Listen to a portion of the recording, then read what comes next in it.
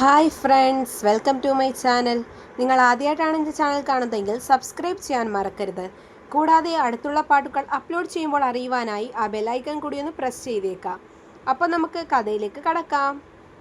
ദ്രൗപദി ദർശം ഭാഗം 47. രചന ഫൗസിയ നൗഷാദ്. അങ്ങനെ ആ ദിവസം വന്നെത്തി. ബിസിനസ് ആവശ്യത്തിനായി ദർശിനെ മലേഷ്യയിലേക്ക് അയക്കാൻ ഒരുങ്ങി മഹാദേവ്. ശിവാനിക്ക് അതിൽ തീരെ താല്പര്യം ഉണ്ടായിരുന്നില്ല. എന്താ ദേവേട്ടാ, ഇനിയിപ്പോൾ പോയാൽ 2 മാസം കഴിഞ്ഞല്ലേ കാണാൻ കഴിയൂ? മറ്റാരെങ്കിലും പറഞ്ഞയക്കാമായിരുന്നില്ലേ? ഇല്ല ശിവ, ഞാൻ തന്നെ പോയേ പറ്റൂ. മറ്റാരും പോയാൽ ശരിയാവില്ല.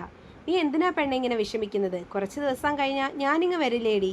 നമ്മൾ സ്വപ്നം കണ്ട ജീവിതം ജീവിച്ചു തുടങ്ങാൻ പറ്റുമെന്ന് എനിക്ക് തോന്നുന്നു. അങ്ങനെയെങ്കിലും എൻ്റെ ഭാര്യയ്ക്കൊന്ന് മനസ്സ് തരട്ടെ. ദർശൻ്റെ വാക്കുകൾ ശിവാനിയെ അല്പം വേദനിപ്പിച്ചു. വൈകിട്ടാണ് ഫ്ലൈറ്റ്. ദർശനയും അമ്മയും അമ്മമ്മയുടെ വീട്ടിലേക്ക് പോയിരിക്കുകയാണ്. അവർ വരാൻ വൈകും. മഹാദേവ് കമ്പനിയിലുമാണ്. അവർ ഒരുമിച്ച് പോവാനുള്ള സാധനങ്ങളൊക്കെ പാക്ക് ചെയ്തു. ശിവാനിക്ക് ദർശനെ പിരിഞ്ഞു നിൽക്കുന്നതിൽ നല്ല വിഷമമുണ്ട്. വിവാഹം കഴിഞ്ഞ് ഏകദേശം 1 വർഷം ആവാറായി. ഇതുവരെ അവനെ പിരിഞ്ഞ് അവൾ നിന്നിട്ടില്ല. അവളോട് യാത്ര പറഞ്ഞ് അവൻ ഇറങ്ങി. അച്ഛനോട് ഞാൻ വിളിച്ചു പറഞ്ഞോളാം. ദച്ചുവിനെ അമ്മയും പോകുന്ന വഴിക്ക് കണ്ടോളാം. എന്നാൽ ഞാൻ പോയി വരാൻ ഭാര്യ. ശിവാനിയെ ചേർത്ത് പിടിച്ച് നെറുകിയാൽ ചുംബിച്ചുകൊണ്ട് ദർശി യാത്ര പറഞ്ഞിറങ്ങി. അവൻ പോകുന്നത് അവൾ വിഷമത്തോടെ നോക്കി നിന്നു. ആഷിയായിരുന്നു കാറ് ഡ്രൈവ് ചെയ്തിരുന്നത്. ദർശി ശരത്തിനെ വിളിച്ചു. നിന്നെ എനിക്കിപ്പോൾ കാണണം. ഞാൻ അർജൻറ്റായ ഒരു മീറ്റിങ്ങിന് പോവുകയാണ്. വരാൻ കുറച്ച് നാളെടുക്കും. സോ എൻ്റെ ഫ്ലൈറ്റ് വരാൻ സമയമുണ്ട്. നമുക്ക് കോഫി ഹൗസിൽ മീറ്റ് ചെയ്യാം. Sharp 6 PM. ദർശി കാര്യമായിട്ട് പറയുന്നത് ആഷി ശ്രദ്ധിച്ചു. ആരായിരുന്നു ദേവ ഫോണിൽ? അത് നിനക്കറിയില്ല. ഒരു ഇൻവെസ്റ്റിഗേറ്റർ ആണ്. മനസ്സിലായില്ല. അതായത് ശിവാനിയെക്കുറിച്ചുള്ള സത്യങ്ങൾ അറിയാൻ ഞാൻ ഏർപ്പെടുത്തിയ ഒരാൾ. ഇന്ന് അവൻ എന്നോട് എല്ലാ സത്യങ്ങളും പറയും. അപ്പോൾ നീ അതിനു പുറകെ ആയിരുന്നോ ഇത്രനാൾ? അതെ. കൊള്ളാം. ആ സത്യങ്ങൾ നീ അറിഞ്ഞ ഈ ട്രിപ്പ് തന്നെ പോകുമെന്ന് എനിക്ക് തോന്നുന്നില്ല ദർശ്. അതെന്താ നീ അങ്ങനെ പറഞ്ഞത്? നിനക്കപ്പോൾ അവളുടെ കാര്യങ്ങളെല്ലാം അറിയോ? ദർശ് കൗതുകത്തോടെ ചോദിച്ചു. എനിക്കെല്ലാം അറിയാം, നീയും അറിയണം. പക്ഷേ നീ ശരിക്കും ഞെട്ടാൻ പോകുന്നതേ ഉള്ളൂ ദേവ. പലരുടെയും മുഖം മൂടി ഇന്ന് അഴിഞ്ഞു വീഴും. കേട്ടത് മനസ്സിലാവാതെ ഇരിക്കുകയാണ് ദർശ്. ആഷി, എനിക്കിപ്പോൾ കുറേയൊക്കെ പഴയ കാര്യങ്ങൾ ഓർമ്മ കിട്ടി. ഒരുപാട് പഴയ നല്ല നിമിഷങ്ങൾ എനിക്ക് ഓർമ്മ വരാറുണ്ട്. നല്ല കാര്യം. ഇനിയെങ്കിലും നീ സത്യങ്ങൾ അറിയട്ടെ. വൈകണ്ട. അവർ കോഫി ഹൗസിലെത്തി. പറഞ്ഞ സമയത്ത് തന്നെ ശരത് എത്തിയിരുന്നു. അവൻ്റെ മുഖത്ത് ഗൂഢമായൊരു പുഞ്ചിരി ഉണ്ടായിരുന്നു. ഹായ് ശരത്. Hello sir. അവർ പരസ്പരം കൈകൊടുത്തു. എന്തായിരുന്നു ഇത്ര ഡിലേ? സാർ, ഇത് നിസ്സാര കേസല്ല. ഒരുപാട് ആഴത്തിലുള്ള അന്വേഷണം വേണ്ടി വന്നു. ഞെട്ടിക്കുന്ന കുറേ കാര്യങ്ങൾ അറിഞ്ഞു. അത് പുറത്തു പറയണമെങ്കിൽ തെളിവ് വേണ്ടേ? ചുമ്മാ എന്തെങ്കിലും ഞാൻ സാറിനോട് വിളിച്ചു പറഞ്ഞിട്ട് കാര്യമില്ലല്ലോ. ചെയ്യുന്ന ജോലിയോട് ശരത് എന്നും ആത്മാർത്ഥത പുലർത്തും. ഓക്കെ, ശരത് ഇരിക്കുക. ആഷിയും ദർശും അവർക്കെതിരെ ശരത്തും ഇരുന്നു. കോഫി ഓർഡർ ചെയ്ത് അവൻ തൻ്റെ മുന്നിലുള്ള ഫയൽ ടേബിളിൽ വെച്ച ശേഷം കഥ പറയാൻ ആരംഭിച്ചു. ശിവാനി വിശ്വനാഥൻ, കർഷകനായ വിശ്വനാഥൻ്റെയും ഭാര്യ നന്ദിനിയുടെയും മൂത്ത മകൾ ദ്രൗപദി എന്ന പേരിൽ അറിയപ്പെടുന്നു. വിശ്വനാഥൻ വലിയൊരു തറവാട്ടിലെ ഏക സന്തതിയായിരുന്നു. ധാരാളം സ്വത്തുക്കളുടെ ഏക അവകാശി. ആങ്ങള മാത്രമുള്ള നന്ദിനിയെ പ്രണയിച്ച് വിവാഹം കഴിച്ചു. അച്ഛനും അമ്മയും മരിച്ച ശേഷം അയാൾ തൻ്റെ തറവാട് വിറ്റ് പണമെല്ലാം ചിലവിട്ട് വാങ്ങിയ കോടിക്കണക്കിന് ഏക്കറുള്ള കൃഷിഭൂമി.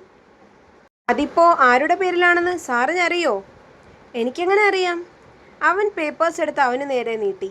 ആ സ്വത്തുക്കളുടെ ഇപ്പോഴത്തെ അവകാശി മഹാദേവ്, അതായത് സാറിൻ്റെ അച്ഛൻ. വാട്ട്? അവൻ്റെ കയ്യിലിരുന്ന പേപ്പർ വിറച്ചു. എൻ്റെ അച്ഛൻ്റേതോ? എന്നിട്ട് ഞാൻ അറിഞ്ഞില്ലല്ലോ. അതെങ്ങനെ അറിയും സാർ? കാരണം അത് തെറ്റായ വഴിയിലൂടെ നേടിയതാണല്ലോ. ശരത്ത് തുടർന്നു.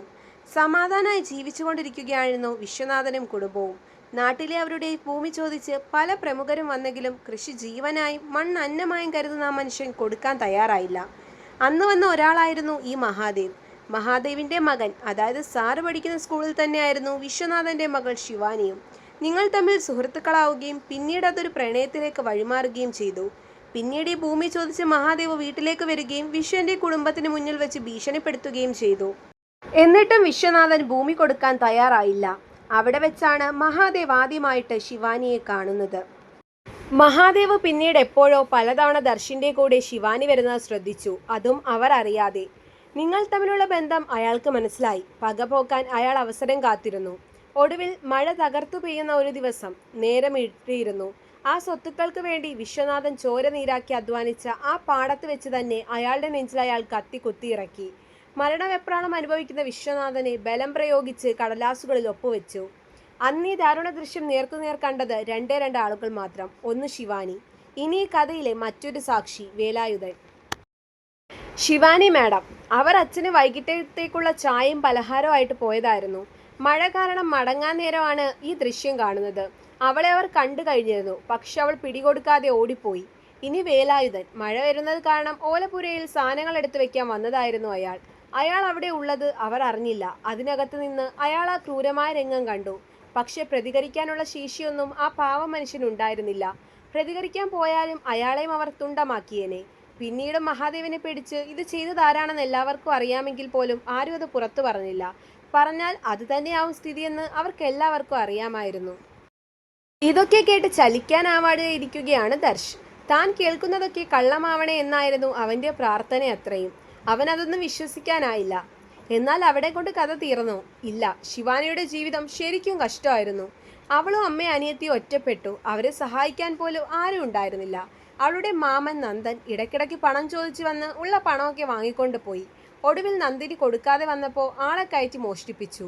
അങ്ങനെ ആകെ ഗതികേടായ സ്ഥിതി. പിന്നീട് അയാൾ വന്നത് രണ്ടാനച്ഛൻ എന്ന പുതിയ പദ്ധതിയുമായിട്ട്. ശരിക്കും ഈ പെൺകുട്ടികളെ കണ്ടിട്ടായിരുന്നു അവർ ആവതും നിരസിച്ചു. അതിനു പകരമായി അവർ പിന്നീട് പോകുന്ന വഴികളിലൊക്കെ മക്കളെ കമന്റ് അടിക്കുകയും രാത്രി വീട്ടിൽ ആളുകൾ വാതിൽ കൊട്ടുകയും ചെയ്തപ്പോൾ നിവർത്തികേട് കൊണ്ട് ശിവാനിയുടെ അമ്മ വിവാഹത്തിന് സമ്മതിച്ചു. എന്നാൽ അത്രനാൾ പുറത്തായിരുന്നു ശല്യങ്ങളെങ്കിൽ അന്നു മുതൽ വീടിനുള്ളിൽ സുരക്ഷയും അവർക്ക് നഷ്ടപ്പെട്ടു. പലതവണ അയാളും മകനും ശിവയെ ആക്രമിക്കാൻ ശ്രമിച്ചു. അവൾ എങ്ങനെയൊക്കെയോ പൊരുതി നിന്നു. ദർശനോടുള്ള അവളുടെ പ്രണയം വർദ്ധിച്ചു വന്നു. അവനായിരുന്നു അവളുടെ എല്ലാം. പക്ഷേ വിധി അവളെ ചതിച്ചു.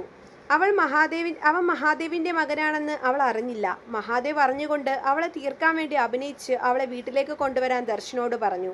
പാവൻ ദർശ് സ്നേഹനിധിയായ അച്ഛനെ വിശ്വസിച്ച് അവളെ കൊണ്ടുവന്നു. പക്ഷേ അയാൾ ചതിക്കുകയായിരുന്നു.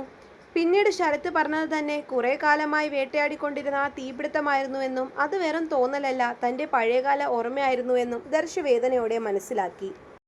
സുഭദ്രാമ്മ വാതിൽ തുറന്നു കൊടുത്തതും രക്ഷപ്പെട്ടിറങ്ങി അവളെ പിന്നീട് അയാൾ മറ്റൊരാൾക്ക് വിൽക്കുന്നതും അവിടെ നിന്ന് അവൾ രക്ഷപ്പെട്ട് കർണാടകയിൽ സന്ദീപിന്റെ അടുത്ത് എത്തുന്നതുമായ ദൃശ്യവും ഒപ്പം തെളിവുകളും അവ നിരത്തി. സന്ദീപ് അവളുടെ വളർത്തച്ഛനായിരുന്നില്ല, ശരിക്കും അച്ഛൻ തന്നെയായിരുന്നു. അവൾ അവിടെ വളർന്നു, ഏറ്റവും മനോഹരമായിട്ട്. ഓരോ നിമിഷവും അവളുടെ ഉള്ളിൽ മഹാദേവിനോടുള്ള പക ആളിക്കത്തിക്കൊണ്ടിരുന്നു. സന്ദീപ് തന്നെയായിരുന്നു അവളെ അമേരിക്കയിലേക്ക് കൊണ്ടുപോയത്. അവിടെ അവൾ ജീവിച്ചത് രാജകുമാരിയെ പോലെ. ഏറ്റവും ഉയർന്ന യൂണിവേഴ്സിറ്റിയിലെ പഠനം, മോഡേൺ ജീവിതം. തുടർന്ന് സന്ദീപിനൊപ്പമുള്ള അവളുടെ ജീവിതം മുഴുവൻ ശരത്ത് വിശദമാക്കി. ഒരു സിനിമ കാണുന്നത് പോലെ ആയിരുന്നു ദർശന് തോന്നിയത്. അവന്റെ കണ്ണൊക്കെ കലങ്ങിയത് ആശു കണ്ടു. അവൻ ദർശനെ ചേർത്ത് പിടിച്ചു. നിസ്സഹായാവസ്ഥയോടെ ദർശ് തലകുനിച്ചിരുന്നു. ഏറെ സ്നേഹതിഥിയായ അച്ഛൻ ഒരു കൊലപാതകിയായിരുന്നെന്നും താൻ സ്നേഹിക്കുന്ന പെണ്ണിനോട് ഇത്രയും ക്രൂരതകൾ കാണിച്ചതെന്ന് അറിയുമ്പോൾ എങ്ങനെയാണ് തകരാതിരിക്കുക? ആൻഡ് ഞാൻ എന്താ ഇത്രയും വൈകിയതെന്ന് ഇപ്പോൾ ദർശി സാറിന് മനസ്സിലായല്ലോ. ഈ ഡീറ്റെയിൽസ് ഒപ്പിക്കാൻ ഞാൻ കുറേ പാടുപെട്ടു. ഒരുപാട് ആളുകളെ കണ്ടു. നിങ്ങളുടെ വൈഫിൻ്റെ കഥയിലെ വില്ലൻ നിങ്ങളുടെ അച്ഛൻ തന്നെയാണ്. ശിവാനി മാഡം ഒരുപാട് അനുഭവിച്ചു. സന്ദീപ് സാർ വന്നില്ലായിരുന്നെങ്കിൽ ഉറപ്പായും എന്നേ ജീവിതം തീർന്നേനെ, ശരത്ത് പറഞ്ഞു. ദേവാ. അവൻ തല ഉയർത്തി നോക്കാൻ കൂട്ടാക്കിയില്ല. ഇരിക്കുന്ന ഇരുപ്പിൽ ഭൂമി പിളർന്ന് താഴേക്ക് പോയാലോ എന്നവൻ ആഗ്രഹിച്ചു. അത്രമാത്രം അവൻ തകർന്ന് തരിപ്പണമായിരുന്നു. ജീവിതത്തിൽ ഒറ്റയടിക്ക് തിരിച്ചടി. എൻ്റെ കണ്ണ, ഇതായിരുന്നോ ശിവാനി പറഞ്ഞത് എൻ്റെ ജീവിതവുമായി ബന്ധപ്പെട്ട് കിടക്കുകയാണെന്ന്? ഇത്രമാത്രം അവൾ അനുഭവിച്ചു എന്ന്, അതും ഞാൻ കാരണം. അതറിയാൻ ഞാൻ ഇത്ര വൈകിപ്പോയല്ലോ. ഈ സത്യമൊക്കെ അറിയാതിരിക്കുന്നതായിരുന്നു നല്ലത്. ഒരുപാട് ചിന്തകൾ അവൻ്റെ മനസ്സിലേക്ക് വന്നു. ഈ കഥയിൽ മറ്റൊരു ട്വിസ്റ്റ് ഉണ്ട്, അത് പറഞ്ഞ് ശരത്ത് എഴുന്നേറ്റു. ആ ട്വിസ്റ്റ് ഞാൻ തന്നെയാണ്. ശരത്ത് പറഞ്ഞത് മനസ്സിലാവാതെ ആശയം ദർശം എഴുന്നേറ്റു. ശരത്തിന്റെ കണ്ണുകളിൽ പല ഭാവങ്ങൾ മിന്നിമറഞ്ഞു. തുടരും. കഥയുടെ ഏറ്റവും പ്രധാനപ്പെട്ട ഭാഗങ്ങൾ അറിയാനായി ഇനി മിസ് ചെയ്യാതെ കാണുക. അടുത്ത പാട്ടുമായി ഉടനെ കാണാം. കഥ ഇഷ്ടമായെങ്കിൽ ലൈക്ക് ചെയ്യാനും ഷെയർ ചെയ്യാനും കമൻറ്റ് ചെയ്യാനും മറക്കരുത്. നന്ദി.